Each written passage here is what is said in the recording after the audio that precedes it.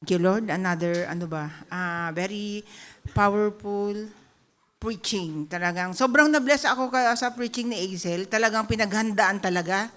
Na sobrang, ito yung preaching na pwede mo ulit-ulitin, di ba? Ulit-ulitin pakinggan. Actually, mahaba yung biyahe ko. Sabi ko, bakit kaya noon ang galing kong matulog? Hindi pa nakakaalis ng Sardia, tulog na ako. Bakit ngayon, papunta pabalik, hindi ako makatulog? Sign of aging na talaga ba? Di ba sabi, pag nagkakaedad, medyo 5 oras lang okay ka na? Sabi ko, teka, bakit hindi ako nakakatulog? Ngayon, siyempre, pagsakay mo ng car lift, mag-IP, yung prayer natin, tapos magde-devotional, may 1 oras pa para ko. Ngayon, 1 araw, sabi ko, gamitin ko itong 1 oras, pakinggan ko ulit yung preaching ni PTR kasi maganda, di ba? Kasi hindi nga ako nakakatulog. Grabe, nakatulog. Nakatulugan ko. Bakit ganon? Sabi ko ganon. Kung kailan nagplano ako na makinig, ikaaway talaga, wag mong pakinggan yan. Makakatulog ka ngayon. Nakatulugan ko yung preaching. Anyway, pwede pa ulit-ulitin. Anyway, alam ko na lahat tayo, we are so blessed sa preaching, and really, I would advise na talagang pakinggan natin ulit. It will really help us kasi lahat tayo, alam ko, dumaan tayo sa mga ganong bandage and struggle until now, although we know the Word of God, nandun pa rin yung attack. Ganon. Anyway, ang isi-share ko this afternoon is from Matthew 6:19 to 21. Basahin natin, do not lay up for yourself treasures on earth where moth and rust destroy and where thieves break in and steal. But lay up for yourselves treasures in heaven where neither moth nor rust destroy and where thieves do not break in and steal. For where your treasure is, there your heart will be also. Now, can I ask you some question? What do you really treasure in life? Ano ba yung mga priority? Minsan ba tinanong natin sa sarili natin yan, what do I really treasure? Natanong nyo na ba yan sa sarili nyo? What is it that we live for? The Bible tells us that we should not lay up treasures here on earth. Meaning, we should not live for the things of the earth. Hindi ibig sabihin that we should not acquire things kasi necessity naman yun. Kailangan natin yan.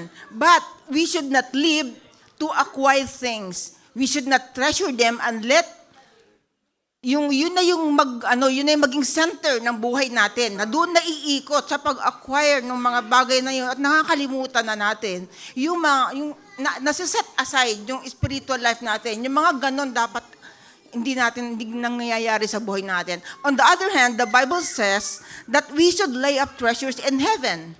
And in order to gain rewards in heaven, we should live in a way that pleases God.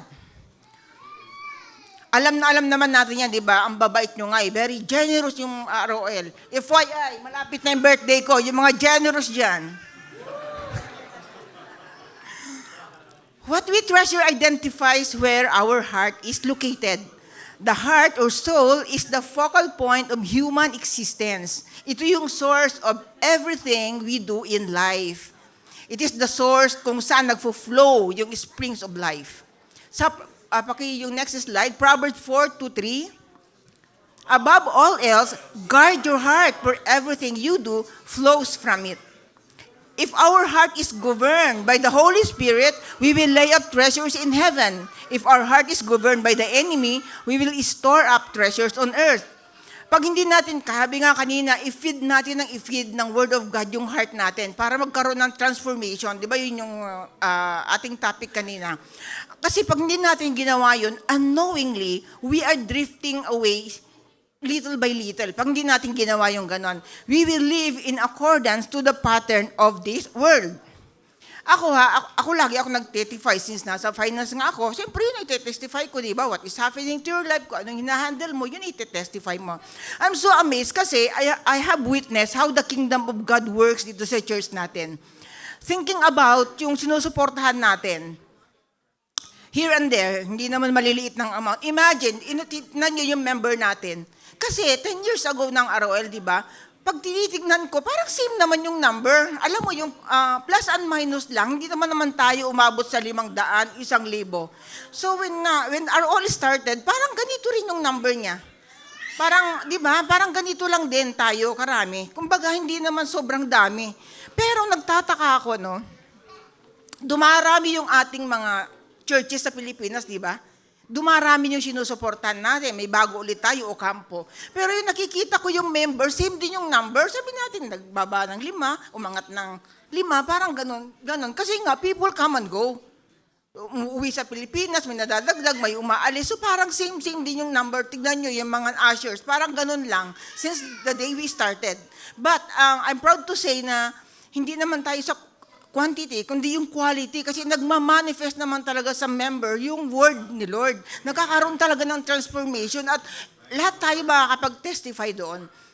Ngayon, and amazingly imagine, ganito lang yung number natin. Dumarami yung obligasyon mo. Obviously, pag dumarami yung obligasyon mo, same number din yung member mo, ibig sabihin dapat magdi-decrease, di ba? Kasi hindi naman dumami, hindi naman naging 1,000 yung tao. Yun pa rin naman.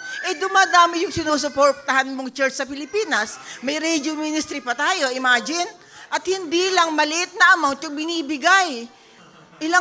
Malaki, huge amount yung itinutulong natin. Imagine, ano nyo lang i-absorb nyo lang. Ganito rin yung tao. Dumarami yung sinusuportahan mo, pero hindi naman nababawasan yung pera ni Lord. Tumataas pa. Imagine, minsan, I'm really so amazed. Kasi sabi ko, ito pa rin yung member natin since we started. Ganito pa rin. Pero ang dami nating sinusuportahan. Pero ang finance natin, hindi naman bumababa, tumataan. That's how the kingdom of God works sa finances natin. Kailangan panghawakan natin yun. Kasi ako mismo yung makakapag-testify. Kasi ako, halimbawa, may oras pa ba? 5 minutes, okay. Kasi meron kaming, halimbawa, maliit kami unit sa Pilipinas. Kapag gusto mo siyempre i-please yung mga tenant, yung mga guests, ipoprovide mo lahat ng kailangan nila, di ba?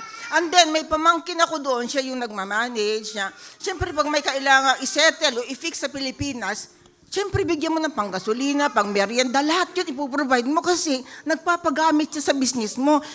Of course, hindi lang, tama na yung 500, yan lang panggasolina, tapos na. Of course, hindi, more than they need.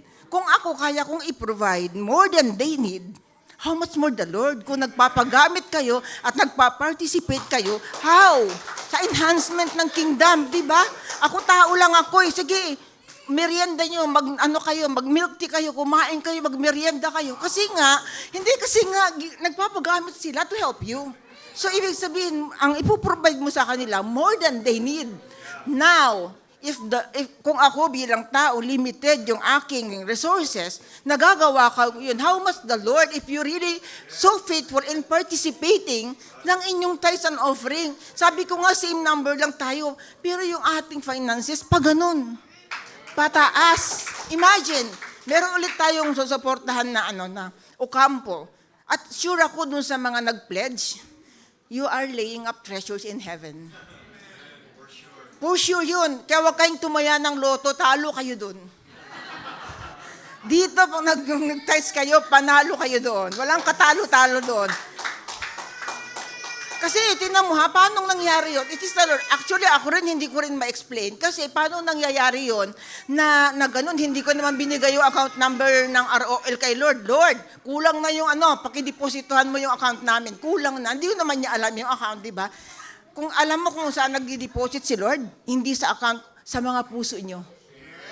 Nagdi-deposit siya sa inyo para i-bless yung trabaho nyo, i-bless kayo, i-bless yung family nyo, walang nagkakasakit. Doon nagdi-deposit si Lord, hindi sa account, sa mga puso nyo, at naging faithful kayo sa pagbibigay until now, and you are laying treasures in heaven. And for sure, habi nga doon, hindi lahat na ginagawa natin sa Panginoon, nakikita niyan, every cent matters kay Lord. Walang naliligtas sa sa mata ng Panginoon, at hindi man nyo nakikita sa ngayon, pero in the future, for sure makikita nyo yun. Kasi kung blessed na blessed ang church natin, ibig sabihin, ang member blessed, di ba? Kasi paano mabibless yung church kung ang mismong member nag-i-struggle? Isipin nyo. Di ba? Ibig sabihin, kaya nagkakaroon tayo ng abundance sa Oil Church kasi bless yung member. Tama ba? Kasi ano itatais ng tao kung nag-struggle kayo? Ibig sabihin, lahat kayo rito bless. Kasi nakikita ko yung finance natin, lumataas. Ibig sabihin, lahat kayo bless. Amen? Thank you, Lord. Anyway, time is up. Namumula na. I hope you really know how the kingdom works. Naku, we are always faithful. Just trust God. You will never, struggle in your finances. Basta yung puso natin is always right in giving. Okay, let us now give our tithes and offerings.